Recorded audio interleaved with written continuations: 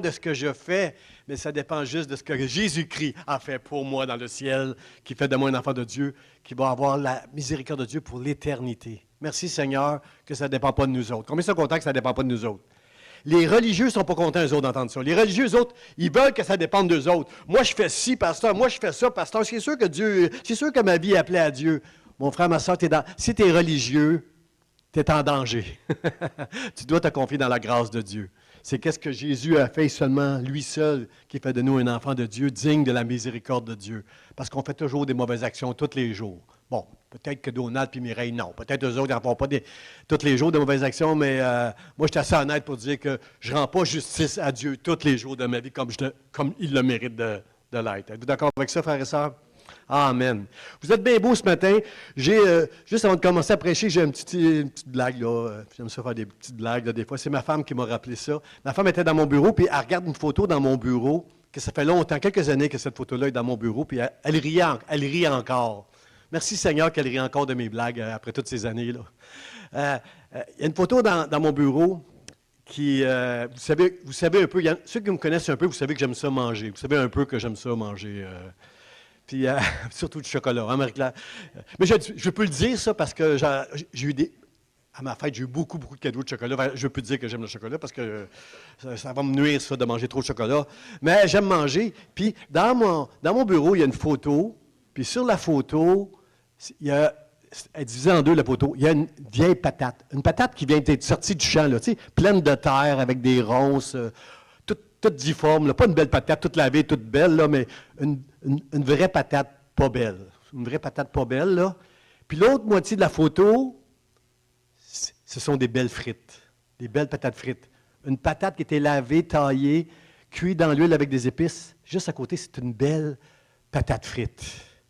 Puis le texte, ça dit, la vraie beauté, elle se trouve à l'intérieur. Combien sont d'accord avec ça? La vieille patate. En vieillissant, je trouve que je commence à ressembler à une vieille patate. En vieillissant, là, je me regarde dans le miroir des fois, là, puis je vois des affaires que... Croyez-vous ça, ma femme m'a marié parce qu'elle me trouvait beau. J'étais un beau jeune homme, ouais, elle m'a marié parce qu'elle me trouvait beau. Et en vieillissant, je trouve que je ressemble à une vieille patate. Mais je remercie Dieu, frères et sœurs. Je remercie Dieu pour la beauté intérieure qu'il a mis dans mon cœur au travers de son esprit, de la parole de Dieu et de l'œuvre de Jésus-Christ. Je ne veux pas que dans l'Église des derniers jours, frères et sœurs, la religion va rentrer dans nos églises. On va avoir des églises qui vont paraître bien pour les gens qui viennent, des gens qui rentrent dans l'Église, puis leur vie n'est pas tout à fait en règle, puis comprenez-vous, là, ils ne se sentent pas à la hauteur des beaux chrétiens, tous bien habillés qui voient, là, puis les beaux chants qu'on peut faire. Là. Dans l'Église des derniers jours, frères et sœurs, il va y avoir une apparence de beauté, mais la vraie beauté, elle est à l'intérieur, frères et sœurs. C'est l'œuvre que Dieu va faire à l'intérieur de toi. Puis la semaine prochaine, je vais mieux prêcher là-dessus, là, parce que la semaine prochaine, le titre de mon message, c'est « Vaincu par Dieu ». Tu es beau à l'intérieur quand tu as été vaincu par Dieu. Avant d'être vaincu par Dieu, tu vas être beau à l'extérieur. Tu veux paraître bien devant les hommes puis devant les frères et les sœurs. Mais quand tu as été touché, vaincu par Dieu, tu vas être très beau à l'intérieur puis tu vas être béni. Dans le nom de Jésus. Moi, je vais garder ce message-là pour la semaine prochaine, mais je vais vous dire ça. On est dans cette série, frères et sœurs, qui s'appelle « La foi qui persévère », parce que de plus en plus dans notre génération, frères et sœurs, ça va être de plus en plus difficile de persévérer dans la foi pour toutes sortes de raisons. C'est les deux derniers messages que, la semaine passée et cette semaine, là, j'ai donné un sous-titre, là, « La foi qui persévère », c'est une foi qui va apprendre à se battre. On doit se battre, frères et sœurs, avec notre foi. On est dans une génération où moi, j'ai grandi avec des valeurs, frères et sœurs. Je n'étais pas un chrétien quand j'étais jeune, mais autant les Américains que le Canada, on a des constitutions qui ont été influencées par la foi judéo-chrétienne. Même notre justice, nos valeurs, nos principes moraux dans notre pays, les valeurs que nous avons ont été influencées par des chrétiens, frères et sœurs, puis la foi, la Bible. Et moi, j'ai grandi, même si je n'étais pas chrétien, il y avait des valeurs. On devait respecter les personnes âgées. Quand j'étais jeune, on devait avoir du respect pour les personnes âgées. Aujourd'hui, il y a un mot qu'on utilise souvent, l'âgisme. On méprise les personnes âgées. Surtout que tu as des cheveux blancs, on méprise les personnes âgées. Là. Alors, Il y a toutes sortes de... Il y a beaucoup de confusion dans notre génération, frères et sœurs. Des valeurs que moi j'ai grandi, qui étaient vraies, qui étaient la vérité pour tout le monde aujourd'hui, ben c'est plus ça, là, c'est autre chose. On est obligé d'accepter toutes sortes de choses aujourd'hui qui n'étaient pas dans nos valeurs quand j'étais jeune. Et c'est pas seulement ça, frères et sœurs, c'est pas seulement ça qui m'inquiète, moi. Ce qui m'inquiète, frères et sœurs, c'est de voir que des chrétiens qui se laissent influencer par toutes ces choses-là qui prennent place dans le monde et qui se refroidissent. Ou pire que ça, ils deviennent tièdes. On peut être froid ou bouillant, la Bible dit, mais on ne peut pas être tiède. Tiède, c'est que tu n'es plus influencé. Tu n'es plus influencé par la parole de Dieu. Combien ont connu ici des chrétiens qui marchaient super bien, qui avaient moi, j'ai connu des ministères, des chrétiens qui avaient, quand j'étais jeune, là, j'ai côtoyé des chrétiens qui avaient des gros ministères. Quand je dis gros ministères, je veux dire, ils étaient sur des tribunes, ils touchaient les gens quand ils ouvraient la bouche, parce qu'il y avait en eux un cœur brisé, un esprit brisé. Quand ils parlaient, quand ils communiquaient avec le peuple de Dieu, ils étaient brisés à l'intérieur et tu le sentais, tu étais touché par chaque parole qu'ils pouvaient dire. Il y a des gens que j'ai connus quand j'étais un jeune chrétien, il y a 40 ans. J'ai connu le Seigneur, moi, en 1986. Ça fait 40 ans, 41 ans que je connais Dieu. Là. Il y avait des chrétiens qui étaient solides. Moi, je me considérais comme très, très jeune chrétien qui marchait à côté d'eux autres qui couraient. Là. Et il y en a plusieurs de ces chrétiens-là où ils ont lâché, ou pire que ça. Aujourd'hui, ils sont encore là, mais ils ont perdu ce cœur brisé. Ils se sont laissés influencer par toutes sortes de choses, par toutes sortes de doctrines, par toutes sortes de mouvements. Ils sont plus dans la vérité. Je les trouve tièdes. Et ça me brise le cœur parce que j'écoute des vieilles... S'il y a des jeunes ici, vous n'allez pas comprendre le mot, là. J'écoute des vieilles cassettes des fois chez moi, là, des enseignements et des chants il y a 40 ans. Là. Une cassette, c'est un petit truc qu'on met dans un truc, là, ça fait de la musique. Ça fait de la musique là, avec des haut-parleurs. Et j'écoute ça, puis je suis encore touché de ce que j'entends, ces personnes-là qui partageaient leur cœur au peuple de Dieu. Puis aujourd'hui, ces personnes-là sont encore là. Il y en a qui ont lâché, il y en a qui sont encore là, mais sont complètement zéro. Je suis zéro touché par ces gens-là parce qu'ils ont perdu ce cœur pour Dieu, ce cœur qui était brisé devant Dieu. Frères et sœurs, la vraie beauté du cœur, c'est un cœur qui a été brisé par Dieu. Tu ne peux pas t'appuyer sur toi, tu ne peux pas t'appuyer sur ta force, tu ne peux pas t'appuyer sur tes dons et tes talents. Tu dois t'appuyer sur la grâce de Dieu pour tout ce que tu vas dire, pour tout ce que tu vas faire. On est juste des poussières, frères et sœurs. Même ces grands ministères-là aujourd'hui, dans le temps, je les considérais comme des super-héros, mais on est des poussières dans l'univers, frères et sœurs. C'est la grâce de Dieu qui fait toute la différence dans nos cœurs. Ce n'est pas un homme, ce n'est pas une femme, c'est pas, comprenez-vous, Dieu utilise des hommes et des femmes, mais parlez-moi pas de grands ministères, frère. Ça n'existe pas dans les yeux de Dieu. C'est Dieu qui fait des grandes œuvres à l'intérieur de nous avec toutes des petites choses. Toutes des petites choses qu'on va faire. Pour moi, les plus grands ministères, on va les connaître juste dans le ciel. J'ai hâte au ciel d'être devant des hommes comme Billy Graham, puis John Wesley, puis tout ça. Mais au ciel, on va avoir des surprises, frères et sœurs. C'est des hommes et des femmes qui vont avoir été fidèles, qui vont être restés attachés à l'Évangile malgré tout ce qu'ils auront connu.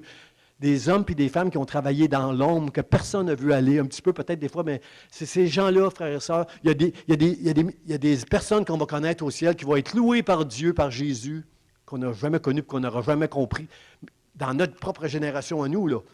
Mais souvent, c'est ceux qui travaillent dans l'ombre qui sont les plus bénis.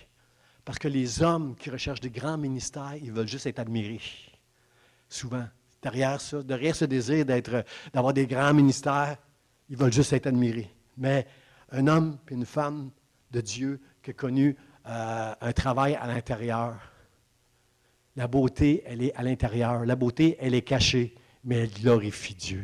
Cette beauté-là va toujours glorifier Dieu. Je peux vous dire amen à ça. Alors, frère, ça, ce matin, le message que je veux vous prêcher, je l'ai à cœur parce que je pensais à toutes ces... Dans l'Hébreu, ça nous dit qu'on est... Ne lâchez pas. Ne lâchez pas parce que nous sommes environnés d'une nuée on a plein de témoins autour de nous qui nous regardent. Ne lâchez pas. Frère et sœur, quand je pense à toutes ces personnes-là que j'ai connues qui étaient si bénissantes pour Dieu, puis qu'aujourd'hui, c'est vide, c'est vide, c'est vide, je me dis, Seigneur, garde-nous. Garde-nous, Seigneur, à marcher avec toi.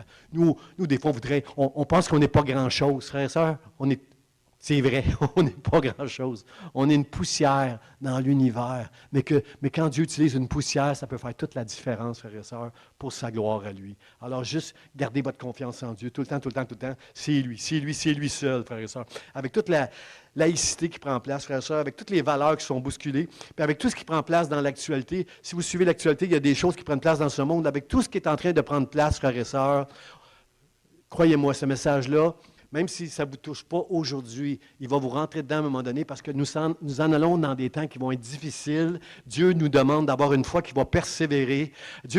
Pas seulement une foi qui va persévérer, mais une foi qui a une belle beauté à l'intérieur. C'est ça, c'est la grâce de Dieu à l'intérieur de toi qui va t'aider à traverser tout ce qui va prendre place dans le nom de Jésus. Aide-nous, Seigneur, à ne pas tomber. Puis, frères et sœurs, c'est important cette beauté intérieure-là. Je vais vous dire pourquoi. C'est important pour moi, c'est important pour vous que vous soyez une influence pour les gens qui vous entourent. Si tu es un parent, tu as besoin d'avoir cette foi qui va persévérer pour tes enfants. Si ton conjoint ne connaît pas Dieu, tu as besoin de persévérer dans ta foi pour toucher ton conjoint qui ne marche pas encore avec Dieu. Tu as besoin dans ta maison, tu as besoin de continuer dans la foi dans ton église, frère et sœurs. On a besoin de s'influencer les uns les autres. Nous sommes une communauté qui doit se soutenir et prier les uns pour les autres. On a besoin les uns des autres, frères et sœurs. On doit être solide dans notre foi pour influencer pour le bien les frères et les sœurs qui nous entourent. Moi, je ne veux pas que vous me voyiez sur une tribune en train de dire des belles choses, puis sortir dehors, puis faire des mauvaises choses. Je ne veux pas être un mauvais exemple pour vous, frères et sœurs. Je veux pas bien paraître, mais je veux bien paraître devant Dieu. Je veux faire ce que je fais là. Ce matin, il y a Mascouche, je pense. Là, quand je suis parti quand j'ai pris la route, il y a une voiture qui est venue me couper. Puis ma femme a dit, « Pasteur Jean, peut-être que vous allez vous croiser tantôt dans le stationnement de l'église. » Merci chérie, j'aime pas ça quand je fais prier. Mais c'est quoi? C'est dangereux ça. On doit pas faire ça. Comprenez-vous? J'ai ma chair des fois qui veut prendre le dessus, puis ma femme qui me calme et dit, « Non, Pasteur Jean, tantôt peut-être tu vas le croiser, cette voiture-là, dans le stationnement de l'église. Piano, vas-y, doucement, là. » Alors, merci Seigneur pour ma femme et merci Dieu de me rappeler qu'on a une influence, frères et sœurs, sur les autres. C'est important en tant que parent, c'est important à ton travail, c'est important partout où tu es au dehors, de faire attention de comment tu vas te conduire pour être une bonne influence. Si tu es une bonne influence, est-ce que vous êtes d'accord avec moi que vous êtes en train de glorifier Dieu? Tu donnes gloire à Dieu à cause de ton influence, frères et sœurs. Et moi, toutes ces personnes qui sont tombées, que j'ai connues, frères et sœurs, ne sont plus des bonnes influences. Moi, je veux être une bonne influence pour mes enfants, pour ma femme, dans mon église et au dehors quand je suis à l'épicerie. Je veux être une bonne influence partout où je suis. C'est pas facile de faire ça, frères et sœurs. Il faut que tu mettes ta chair de côté des fois pour être capable d'être bon avec les gens qui ne sont pas bons. Je veux dire amen. Après ça, c'est pas facile. Mais peut-être d'être juste honnête. C'est pas facile de dire honnête. Je ne suis pas tout le temps comme ça. Je ne suis pas tout le temps si gentil, si avec tout le monde, là. Hein? Je me souviens quelqu'un une fois que j'avais laissé mon panier derrière quelqu'un d'autre. J'avais juste été chercher un truc à l'épicerie pour venir dans mon panier. Ça avait pris 10 secondes. 10 secondes. Puis mon panier n'était plus devant moi. Le monsieur l'avait tassé, puis il avait mis le sien. Puis là, j'avais dit au monsieur avec beaucoup. C'est pas le pasteur là, qui parlait. Je dis, « Hey, monsieur, j'étais là avant vous. Là. C'est quoi cette histoire? » Ben, tu étais parti. Non, ça a pris 10 secondes. Tu as bien vu que j'ai laissé mon panier là, puis que ça a pris 10 secondes. Là, ça se peut pas que... Puis en tout cas, bon, j'ai revendiqué. Puis après ça, j'ai regretté de ne pas avoir juste tendu l'autre joue et dire, « Ah, c'est correct, monsieur, vous êtes souvent pressé, passez devant moi, puis moi, je vais me mettre en arrière de vous. » Ça aurait été meilleur, hein, frères et sœurs? Je veux juste être honnête avec vous, qu'on n'est pas tout le temps si bon que ça. J'ai entendu juste 5, 6. Merci. Merci. J'ai besoin d'honnêteté, frères et sœurs. On ne veut pas paraître, on veut être ici à l'Église Vie d'Espoir. Vous êtes d'accord avec moi? On veut être beau à l'intérieur, avec nos paroles, avec nos gestes, mais aussi avec notre cœur. Hein? On ne veut pas que ce soit le légalisme ou la religion qui nous fait faire des belles affaires. On veut que ce soit un cœur brisé devant Dieu qui veut honorer et glorifier Dieu et qui nous pousse à faire des bonnes choses. Aide-nous, Seigneur, à être bons, Seigneur. Puis, comment la miséricorde de Dieu durera toujours, celle-là, je la trouve vraiment forte. Frères et sœurs, combien d'hommes dans la Bible ont bien commencé? Les hommes, c'est plus rare les femmes. Les femmes, ils commencent bien. Ceux qui commencent bien finissent bien souvent. Pas tout le temps, mais les hommes, il y en a beaucoup dans la Bible qui commencent bien, finissent mal. Le plus bel exemple pour moi, là, parce que je l'ai lu son histoire récemment, là, c'est Salomon. Salomon était aimé de Dieu. Dieu aima Salomon. Dieu l'aimait, Salomon. Salomon, c'était... je pense que dans l'Évangile de Matthieu, ça nous dit ceci. Salomon, c'est le fils de David qui a eu... C'est le fils de David qu'il a eu avec la femme d'Uri. La Bible nous... Au lieu de dire Bathsheba, la Bible nous rappelle que Salomon, c'est le fils de la femme d'Uri que David a marié quand Uri est mort par sa faute. Quelle miséricorde, frères et sœurs. Quelle miséricorde de Dieu. Puis Salomon, à un moment donné, Dieu lui a dit, Salomon, il a tout bâti la maison de Dieu, Salomon, selon le conseil de David. Il a tout bâti le plan. Il a achevé le temple de l'Éternel selon les plans que Dieu avait donnés à David puis à Moïse. Et Salomon, Dieu va dire à Salomon, Salomon, demande-moi ce que tu veux, je vais te le donner. Puis là, Salomon, il a dit, comme tout pasteur, comme tous les pasteurs du monde entier, il a dit, Seigneur, donne-moi juste un peu de sagesse. Ton peuple, pour être en leadership devant ce peuple, donne-moi juste de la sagesse. J'ai besoin de la sagesse pour gérer ce peuple-là, pour être le pasteur de ce peuple-là, de le berger. Donne-moi de la sagesse. Dieu était tellement content parce qu'il avait dit, donne-moi ce que tu veux. Salomon aurait pu demander de la fortune, il aurait pu demander ci, il aurait pu demander ça. Donne-moi, moi je veux une Jaguar, moi je veux une grosse maison, je veux un chalet, je veux ci, je veux ça. Salomon, il a dit, donne-moi juste la sagesse. Puis quand Dieu a vu ça, il dit, Salomon, tu me demandes juste ça. Non seulement, tu vas l'avoir la sagesse et l'intelligence, mais tu vas avoir aussi une fortune, tu vas avoir aussi, qu'est-ce qu'il dit, ma gloire va être avec toi. Puis Salomon a vécu en paix toute sa vie dans le royaume, jusqu'à Roboam, là, il y a eu, jusqu'après lui, là, il y a eu la paix en Israël. Il n'y a pas eu à se battre. Mais Salomon avait une grande faiblesse. Il y a eu 1000 femmes par alliance. 1000 femmes,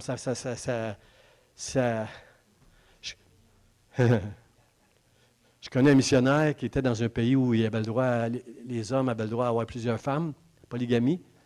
Puis le missionnaire, il a dit à cet homme-là, il a dit, comment tu fais, toi, homme de Dieu? Comment tu fais? Tu as juste une femme. Puis moi, j'en ai 10. Tu as l'air en paix, tu as l'air heureux, tu as juste une femme. Moi, j'en ai 10, puis c'est la chicane tout le temps dans la cabane. Dans la maison, c'est toujours la chicane. Comment tu fais? Comment tu fais? Salomon avait 1000 femmes. Puis dans sa faiblesse pour les femmes, il a permis à toutes ces femmes-là d'amener dans sa maison, puis plus tard dans le temple, leurs idoles. Il a permis ça avec une faiblesse qu'il avait, que des idoles rentrent dans la maison de Dieu, puis dans sa maison. Puis à la fin de sa vie, c'était terrible comment ça s'est fini pour Salomon. Frères et sœurs, est-ce que Dieu n'est pas Dieu? Est-ce que Dieu ne savait pas déjà tout ça d'avance, qu'est-ce qui allait prendre place? Et la Bible nous dit que Dieu aima Salomon. Frères et sœurs, moi je dis merci à Dieu pour sa bonté et sa miséricorde qui dure à toujours. Il nous aime même quand on a l'air d'une patate, quand on a une beauté à l'intérieur qui vient de lui, qui vient de l'œuvre de Jésus-Christ. Seigneur, merci. Merci de nous aimer tel qu'on est, puis de nous faire grandir, puis de nous faire rendre plus beaux. Merci, Seigneur, pour ça. Je remercie Dieu, frère et sœurs. Je parlais d'influence tantôt. C'est important qu'on ait une influence parce qu'au travers de l'histoire de l'Église, il y a eu des périodes sombres. Dans le Moyen Âge, il y a eu des périodes très, très sombres, très religieuses, très à côté. On était à côté, là, vraiment. Là, ça a pris une réforme là, au Moyen Âge pour ramener l'Église sur la bonne voie. Mais il y a eu toutes sortes de choses qui ont pris place dans l'histoire, frères et sœurs. Mais 2000 ans plus tard, l'Église du Seigneur Jésus-Christ, elle fonctionne encore, frères et sœurs. Elle est encore là. Pourquoi? Je vais vous dire pourquoi. Parce que Jésus a dit, Pierre a dit, tu es le Christ, le Fils du Dieu vivant. Puis il a dit à Pierre, tu as raison, Pierre, tu as raison de dire ça. Pierre, je te dis ceci, tu es Pierre, et sur cette pierre, qu'est-ce que tu viens de dire là? Que je suis le Christ. Je bâtirai mon Église, et les portes de l'enfer ne prévaudront point contre elle. Comprenez-vous, frère et sœurs, qu'il y a des églises qui vont être attaquées. Il y a des églises qui vont se religioniser, je sais, ça ne se dit pas, là, mais ils vont devenir le religieux et tout ça, le légalisme, mais il y aura toujours quelque part l'Église du Seigneur Jésus-Christ qui va se tenir debout, parce que c'est Jésus qui tient son Église, et Jésus, il est souverain, frère et sœurs. Dieu est souverain. Ça, c'est la bonne nouvelle ce matin, frère et sœurs, que tu as besoin d'entendre. Dieu est souverain. Il n'y a rien qui prend place hors de sa volonté. Bien sûr que Dieu va permettre des choses horribles. Quand je parle avec des non-chrétiens, ils disent « Comment ça, un Dieu d'amour peut permettre que des enfants meurent, qu'il y ait des guerres, qu'il y ait ci, qu'il y ait là? » Comprenez-vous, frère, ça, qu'on approche la fin des temps et que de plus en plus, Dieu va permettre des choses qui, à nos yeux, sont horribles, mais qui vont permettre à ceux qui cherchent Dieu de le trouver refuge auprès de lui et d'être sauvés pour l'éternité. C'est sûr qu'avec la fin des temps, il va arriver de plus en plus de choses qui vont faire en sorte, mais Dieu est souverain, frères et sœurs. La Bible dit qu'il n'y a pas un cheveu qui tombe de nos têtes, puis il n'y a pas un oiseau qui tombe du ciel sans sa volonté. Dieu, il est souverain, et ça devrait nous aider, frères et sœurs. Ça doit nous aider à, comment je pourrais dire, à mettre notre confiance en lui, peu importe ce qui va prendre place. Pendant la COVID, frères et sœurs, il y a des gens qui ont attrapé la COVID et qui l'ont communiqué à d'autres. Il y a des gens pendant la COVID qui ont reçu la COVID de quelqu'un d'autre et qui en sont morts. Frères et sœurs, ce n'est pas de la faute des gens qui ont eu la COVID. Comprenez-vous? Ce que je veux dire, c'est qu'il y a des gens qui se sentent très mal aujourd'hui d'avoir communiqué un virus à quelqu'un, puis il en est mort, se sentent coupables d'avoir fréquenté cette personne-là et d'avoir transmis le COVID. Combien sont d'accord avec moi? Dieu est souverain. C'est Dieu qui décide si tu vas l'avoir ou si tu ne l'auras pas, si tu vas en mourir ou si tu n'en mourras pas. On a eu 2 personnes dans les 2 dernières années dans l'Église qui ont traversé un cancer et Dieu les a gardées. Et ces personnes-là vont me dire, pas tout le monde à l'hôpital qui ont été gardés. Il y en a qui sont morts du cancer des fois. Frères et sœurs, je connais des personnes qui ont la sclérose en plaques, qui sont en chaise roulante. Leur vie, elle est misérable. Ils commencent avec une canne, ils finissent avec un petit fauteuil, un petit... comment on appelle ça, une marchette, là, ils finissent en chaise roulante, puis dans un lit. Je bénis Dieu. Depuis l'âge de 40 ans, frères et sœurs, que j'ai un diagnostic de sclérose en plaques, puis je joue au golf, moi, l'été, puis je suis capable de faire toutes sortes d'exercices, je suis capable encore je suis encore assez flexible encore, par la grâce de Dieu, frères et sœurs. Dieu, il est souverain. Il permet des choses, il peut arrêter des choses, mais dans les 2 cas, comme le pasteur Charlie l'a dit tantôt, dans les 2 cas, ce n'est pas parce qu'on a fait quelque chose de mal que Dieu va permettre un drame ou une épreuve. Dieu reste souverain, Dieu reste toujours juste, que le nom de Dieu soit béni et glorifié. Malgré tout ce qu'on va traverser, Jésus est notre meilleur modèle, notre plus grand modèle pour croire cela, frères et sœurs. Job a dit, dans chapitre 42, « Je reconnais que tu peux tout et que rien ne s'oppose à ta volonté. » Dans Isaïe, ça dit, « J'exécuterai, Isaïe 46, ceux qui prennent des notes, là, j'exécuterai toutes. » Quelqu'un dit toutes. Au Québec, on dit toutes. Que ce soit le mot tout ou tout, on dit toutes. J'exécuterai toute ma volonté. Je vais en ajouter une. Dans les temps que nous vivons, c'est important que vous la compreniez, celle-là.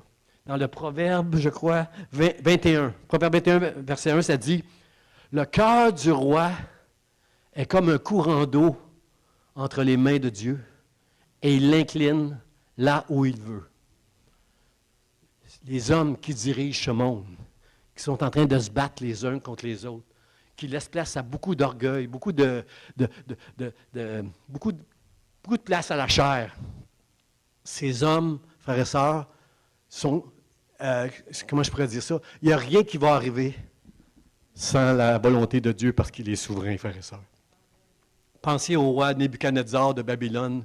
Dieu a brisé cet homme-là, puis il a proclamé dans son royaume que Dieu était l'éternel Dieu, le Dieu de l'univers, c'était lui, c'était lui. Cyrus, du temps de Esdras, Dieu a touché le cœur de Cyrus, puis il a dit, tous ceux ici qui appartiennent au Dieu, le Dieu qui a créé les cieux, vous pouvez retourner à Jérusalem bâtir le temple. Puis même, je vais vous donner de l'argent, je vais vous donner tout ce qu'il faut pour bâtir le temple, puis offrir des sacrifices aux dieux. je vais vous bénir. Comprenez-vous, frères et sœurs, le cœur des dirigeants, il est dans les mains de Dieu, puis il peut le diriger où il veut.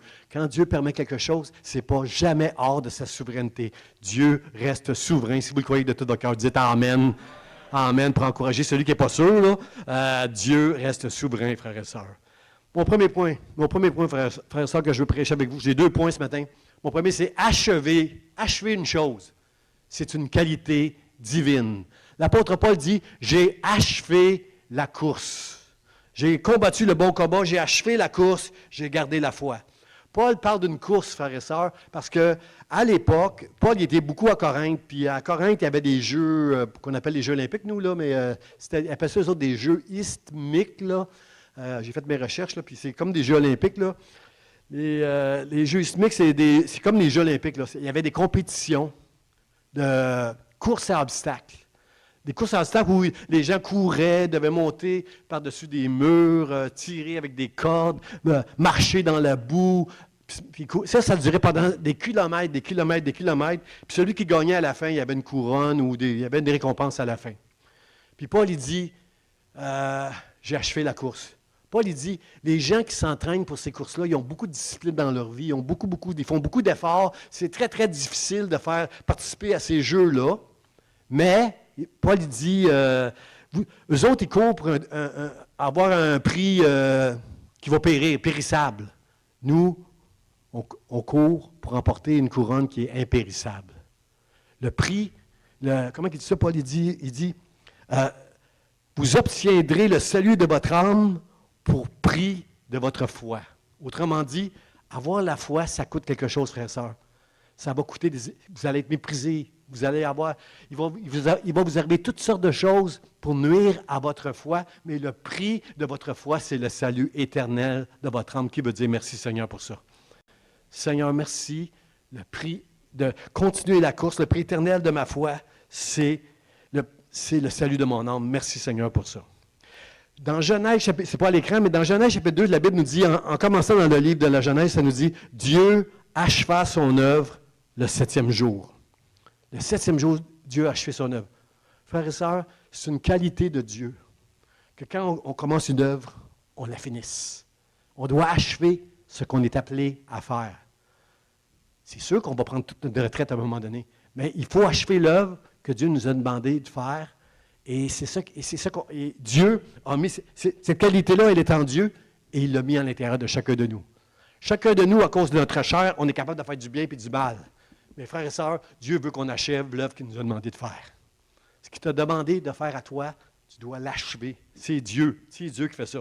Moïse a achevé les travaux de la tente d'assignation que Dieu lui avait demandé. Esdras, lui, quand le roi Cyrus lui a dit « Va bâtir un temple pour le Dieu des cieux à Jérusalem », Esdras, il y a eu toutes sortes d'oppositions. Les gens là-bas ne voulaient pas. Il y en a qui voulaient travailler avec lui. Ils disaient « Non, moi je travaille juste avec des Juifs. » il y a eu toutes sortes de misères, il y a eu toutes sortes d'oppositions, il y a eu de la haine, mais il a terminé, il a achevé l'œuvre là-bas.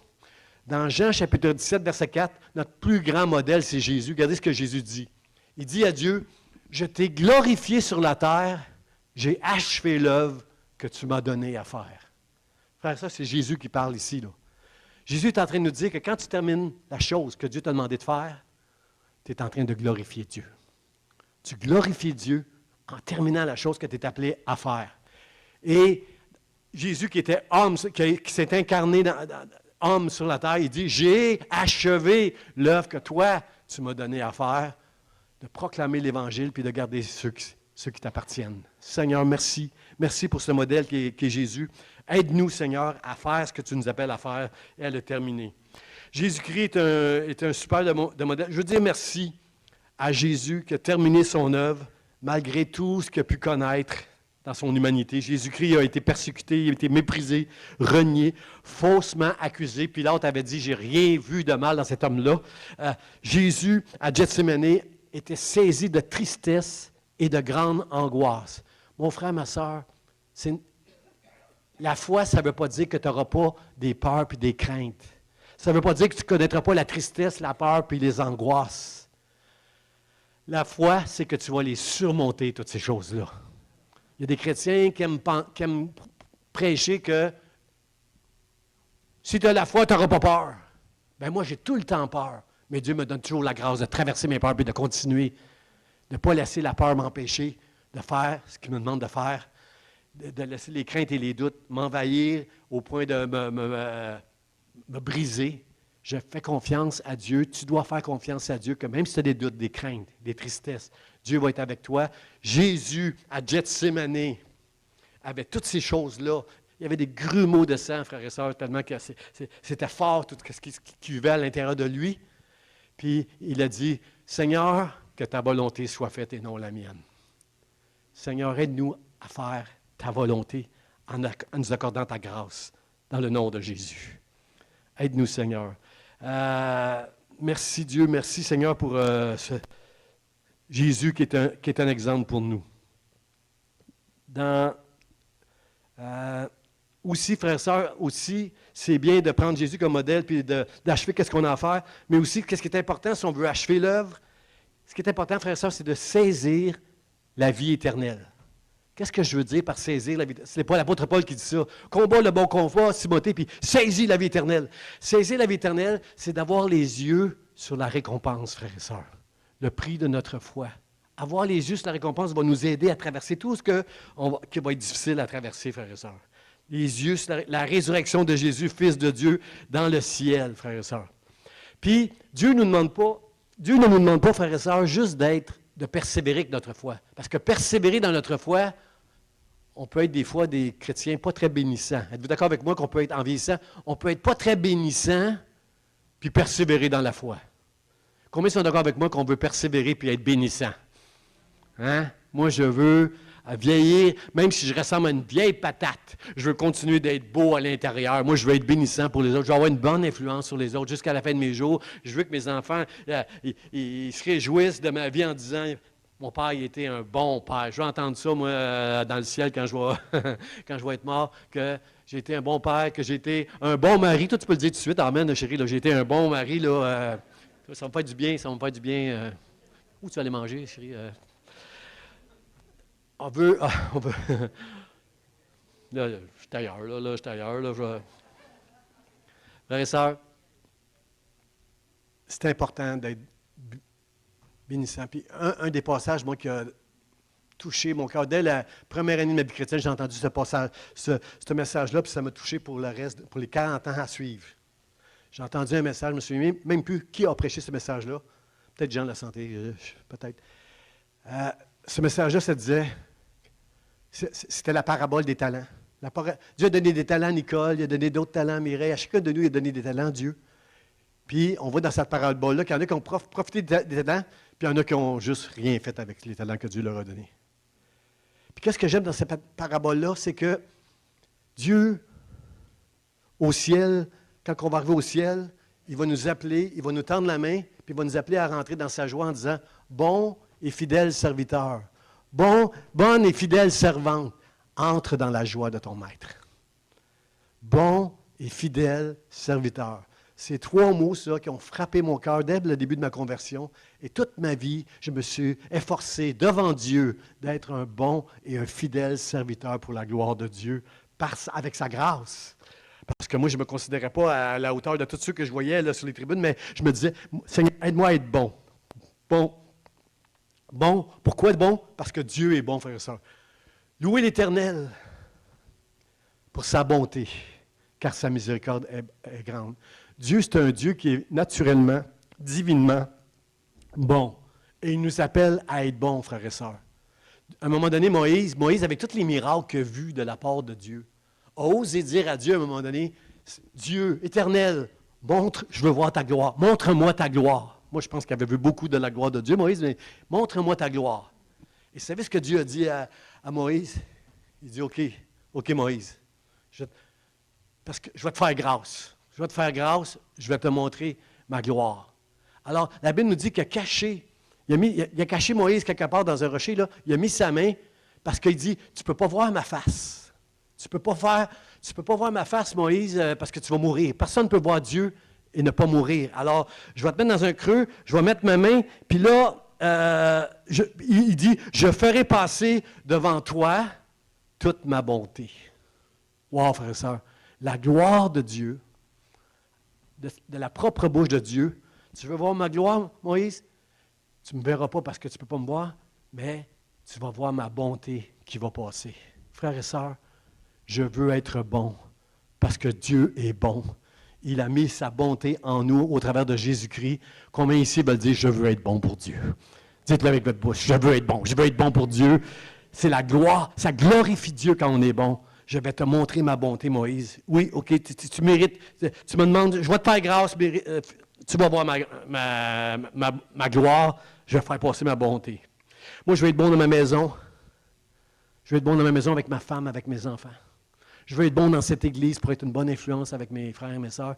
Je veux être bon à l'extérieur, partout où je vais être. Je veux être bon parce que Dieu est bon et j'ai été créé à l'image de Dieu. Et Jésus est en train de restaurer en chacun de nous l'image de Dieu. Combien veulent dire Amen ce matin, Seigneur, je veux être bon, je veux être bon. Toi, tu es bon, aide-moi à être bon. Je veux être bon, Seigneur.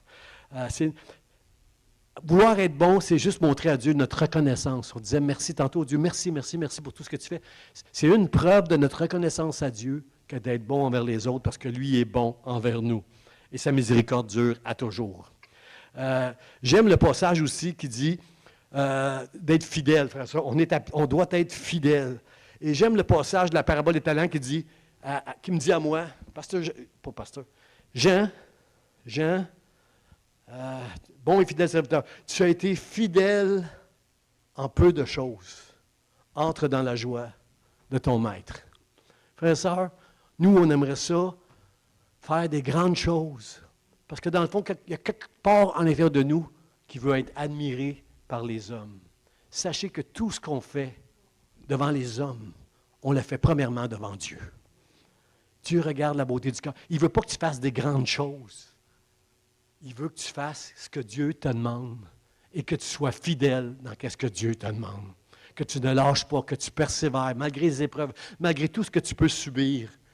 Reste fidèle dans des petites choses et au ciel, le Seigneur va te louer. Bonne et fidèle servante, entre dans la joie de ton maître parce que tu as été fidèle en peu de choses. Moi, je vais t'en confier de plus grandes. Je ne sais pas qu'est-ce que Dieu va nous confier dans le ciel, mais je sais que plein d'hommes et de femmes dans l'Église qui ne pensent pas dignes, mais qui ont été fidèles dans des petites choses, vont être loués dans le ciel.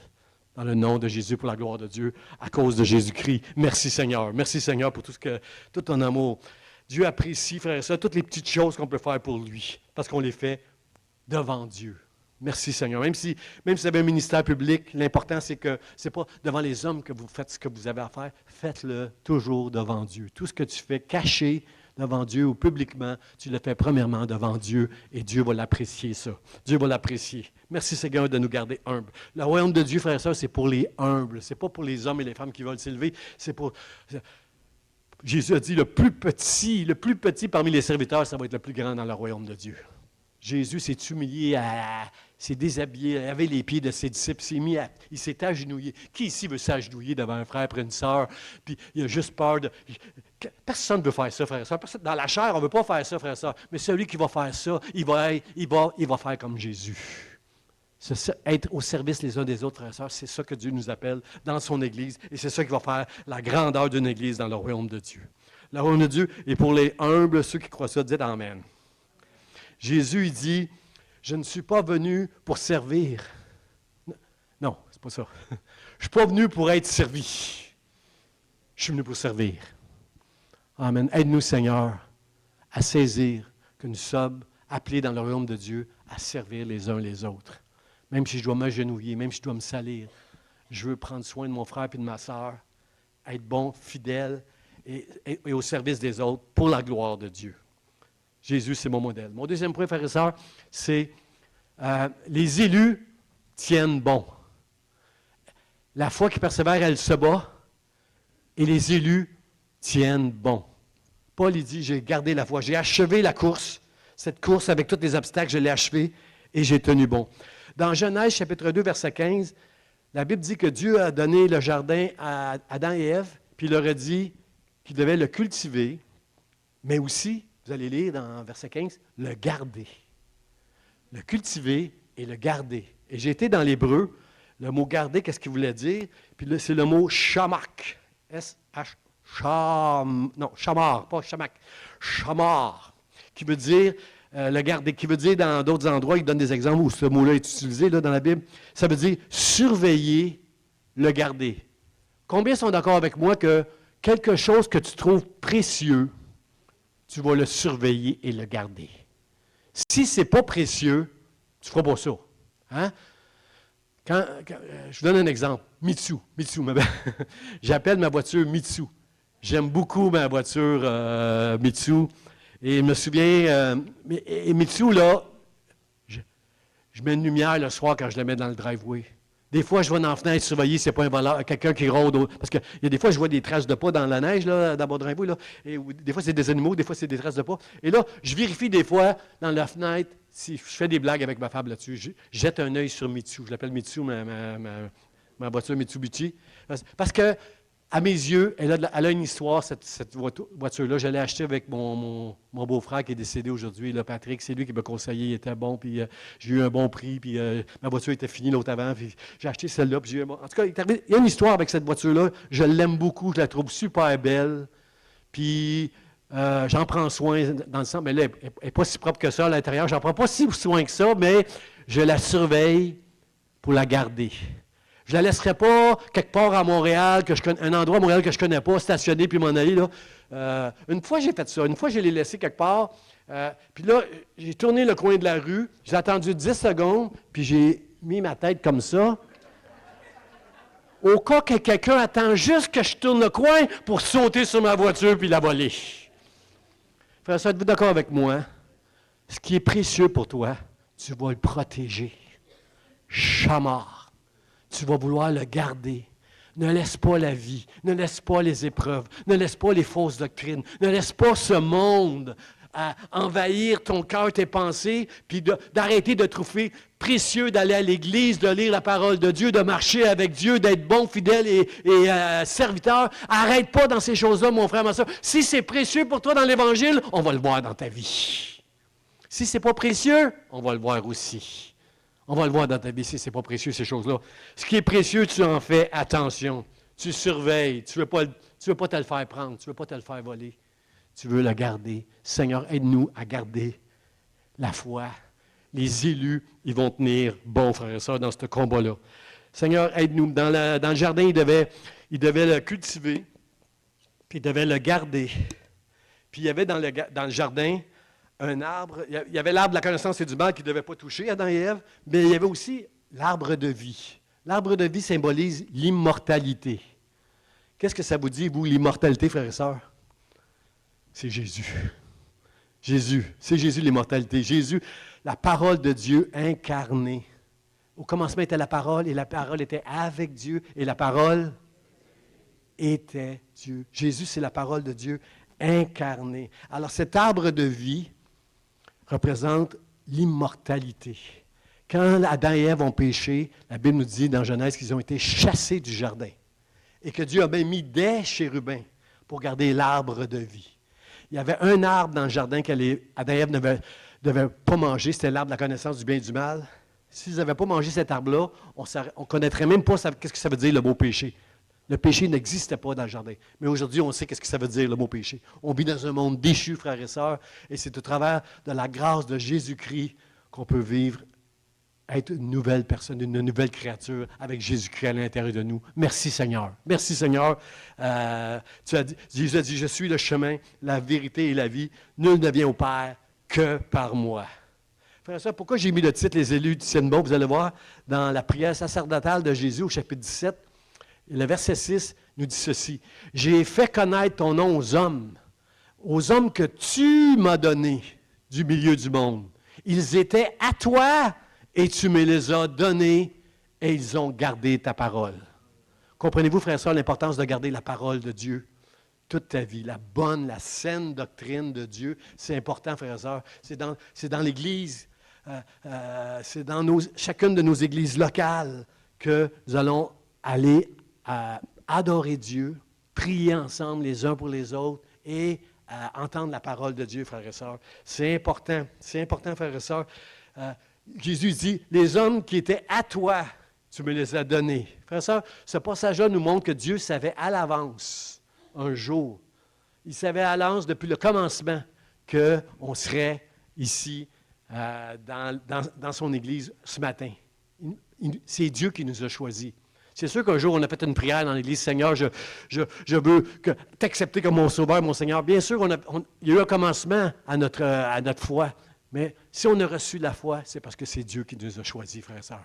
Ils étaient à toi, tu me les as donnés et ils ont gardé ta parole. Seigneur, aide-nous à garder ta parole dans le nom de Jésus. Parce que la Bible dit que Dieu nous a donné la foi pour qu'on croie en lui et dans sa parole. La Bible dit, la foi, elle vient de ce qu'on entend, et ce qu'on entend vient de la parole de Dieu. La foi, elle s'appuie sur la parole de Dieu, qui est Jésus-Christ, la parole de Dieu incarnée. La parole de Dieu, c'est la vérité, frères et sœurs. Plus qu'on va aller dans ce monde, plus les gens vont mettre en doute la parole de Dieu. Vous et moi, là, on est des chrétiens, on a la foi parce que Dieu nous a convaincus. Le Saint-Esprit nous a convaincus au travers de la parole de Dieu qui est la vérité. C'est comme ça que tu vas recevoir la foi, c'est en t'appuyant sur la parole de Dieu. Le Saint-Esprit va te révéler la parole de Dieu. Jésus a dit, je suis le chemin, la vérité et la vie. C'est la parole de Dieu, frère et sœur, qui va te donner la vie. Alors, on ne doit pas faire la même erreur qu'Adam et Ève ont fait dans le jardin, frère et sœur. On ne doit pas... c'est pas facile d'obéir à la parole de Dieu. Mais de tout ton cœur, tous les jours, tu dois dire, Seigneur, aide-moi à faire que ta volonté soit faite. Sur la terre comme au ciel, aide-moi à faire ta volonté, Seigneur. Dans le nom de Jésus. C'est ça que Jésus a dit dans le jardin et c'est ça que Jésus nous enseigne à prier. Seigneur, que ta volonté soit faite. Ce monde est dans une confusion, frères et sœurs, en ce moment. Ce monde est dans une confusion et ce n'est pas évident de garder la parole de Dieu quand on se moque de nous, quand on change. Toutes les valeurs de ce monde sont en train de changer et c'est difficile pour nous à moins que Dieu soit dans l'affaire, on ne pourra pas convaincre les gens. Mais nous, il faut rester convaincus que la parole de Dieu est la vérité, que je suis sauvé pour l'éternité, que le prix de mon âme, c'est ma foi. Je dois me battre, puis je dois la garder, ma foi. Puis il y a une histoire que j'aime beaucoup dans la Bible. Je l'ai entendue. Cette histoire-là, je l'ai entendue aussi dans la première église que j'étais. On parle de ce personnage-là en 2 versets seulement. Dans 2 Samuel, chapitre 23. 2 Samuel, chapitre 23. Je crois que c'est les versets 11 et 12 de mémoire. Il y a juste 2 petits versets qui parlent de ce monsieur-là, mais j'aime ce monsieur-là, puis je veux être comme ce monsieur-là, puis vous voulez être comme ce monsieur-là. Ce monsieur-là, il s'appelle Shamma. Shamma, c'est ça, 2 Samuel 23, 12, Shamma se plaça au milieu du champ, le protégea et battit les Philistins. Shamma, c'est un homme, on dit que c'était un des vaillants guerriers de David. On nomme les vaillants guerriers qui étaient avec David dans son temps, des hommes qui ont fait des exploits, des bagarreurs, des vaillants guerriers. Et Shamma fait partie de ces guerriers-là. Shamma, à un moment donné, il est à Léchi. À Léchi, c'est où ça déjà, Léchi? Je ne me souviens plus trop, c'est où Léchi. Mais Shamma, il est dans un champ à Léchi, un champ de lentilles. Mon épouse aime beaucoup les lentilles. Fait de très bonnes soupes aux lentilles, des repas. Les lentilles. Il est dans un champ de lentilles, Shamma, Sylvie. Il est là dans son champ. Et là, les Philistins faisaient, ça fait longtemps, là. Il y avait Shamma qui était dans ce champ-là. David n'était pas encore roi, je crois. Shamma est dans ce champ-là. Les Philistins faisaient des incursions dans la ville de Léchi. Puis tout le monde, la Bible nous dit, le peuple fuyait devant Dieu, devant les Philistins, excusez. Il fuyait devant les Philistins. Et Shamma, lui, il s'est dit, non. C'est assez. C'était un vaillant guerrier. Il s'est mis au milieu du champ, frères et sœurs, puis il a dit, ce champ-là, il est à moi. Il appartient au peuple de Dieu. Il appartient à Dieu. Shamma s'est planté au milieu de son champ. Il s'est rempli les poches pleines de lentilles. Puis il a dit aux Philistins, si tu veux ces lentilles-là, viens les chercher parce qu'elles m'appartiennent, elles sont à moi et Dieu est avec moi. Viens chercher mes lentilles. Et Shamma s'est battu. Il a protégé le champ. Le mot Shammar. Shammar, Shammar, ça va bien ensemble. Là. Oh oui, Léchi, je sais qu'est-ce que ça veut dire. Léchi, ça veut dire la mâchoire. C'est l'endroit où Samson s'est déjà battu avec une mâchoire d'âne et avait tué 1000 Philistins. Frères et sœurs, Shamma s'est inspiré de la foi de Samson pour défendre ce champ de lentilles-là. Il s'est battu, il a dit, c'est à moi ce champ-là. Et la Bible nous dit qu'il a chamar, il a protégé le champ et il a battu les Philistins. Ce matin, j'aimerais que tu dises avec moi, comme chamar, Dieu m'a donné la foi, je vais me battre, je vais garder ce champ que Dieu m'a donné, je vais me battre et je vais battre l'ennemi par la grâce de Dieu, par la puissance de Dieu.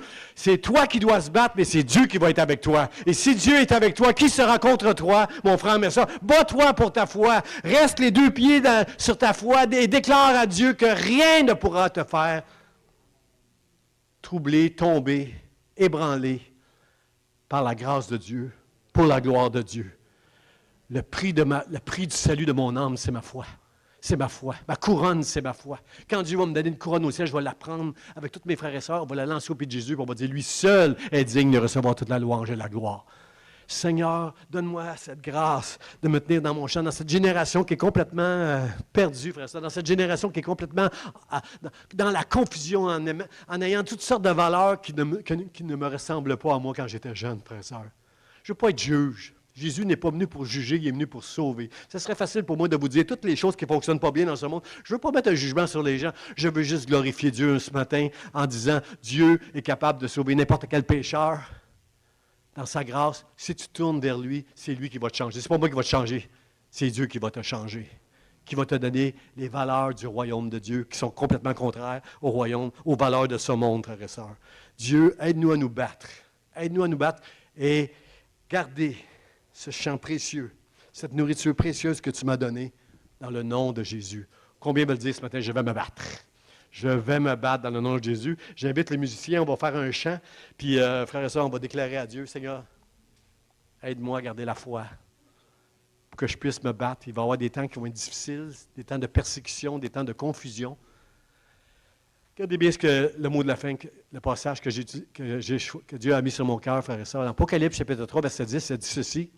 « Parce que tu as gardé la parole de la persévérance en moi, c'est Dieu qui parle là, Jésus, je te garderai aussi à l'heure de la tentation qui va venir sur le monde entier pour éprouver les habitants de la terre. » Combien comprennent dans ce passage-là qu'on s'en va vers une épreuve mondiale, frères et sœurs?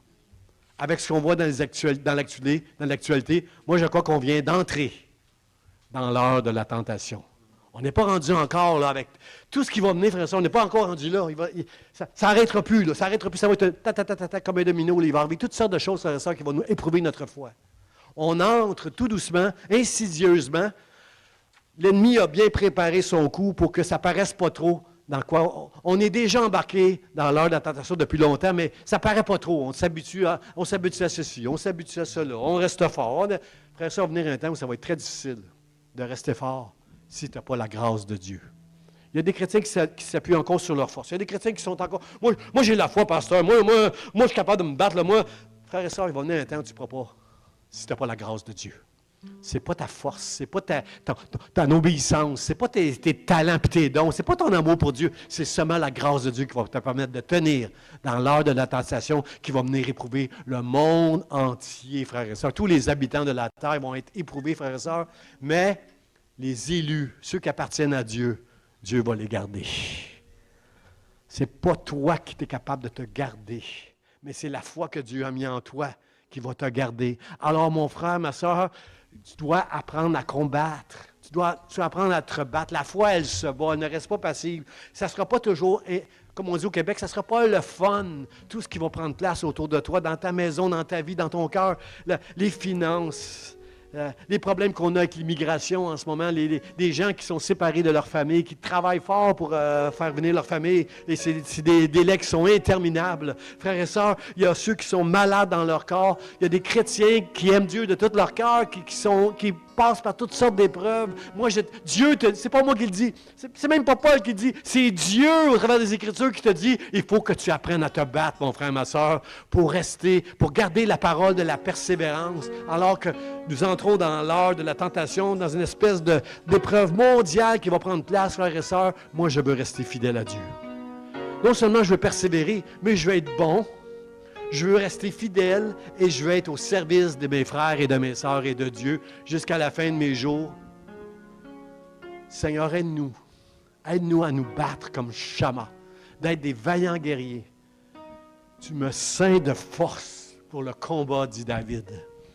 Seigneur, aide-nous à nous battre. Aide-nous à être solides avec tout ce qui va prendre place. Aide-nous à traverser l'heure de la tentation qui va éprouver. On va être tenté de toutes sortes de manières de lâcher. Frères et sœurs, combien veulent dire avec moi devant Dieu, pas devant les hommes, pas pour paraître spirituel. Combien veulent dire avec moi devant Dieu, Seigneur, je vais persévérer. Je vais me battre parce que tu m'as choisi, tu m'as donné la foi. Je sais que tu seras avec moi. Malgré tout ce que je vais vivre, tout ce que je vais traverser, tu vas être avec moi dans le nom de Jésus. Amen. Je vous invite à vous lever, frères et sœurs. On va chanter avec les musiciens. Puis si vous traversez un moment vraiment, vraiment, vraiment difficile, je vous invite, frères et sœurs, à quitter votre siège de votre place, puis juste de venir en avant. Moi, je voudrais juste prendre quelques secondes, puis juste imposer. Si vous traversez un moment difficile, je vais être avec vous pour ce combat-là. Je veux prier, Seigneur, aide mon frère, aide ma sœur dans le nom de Jésus.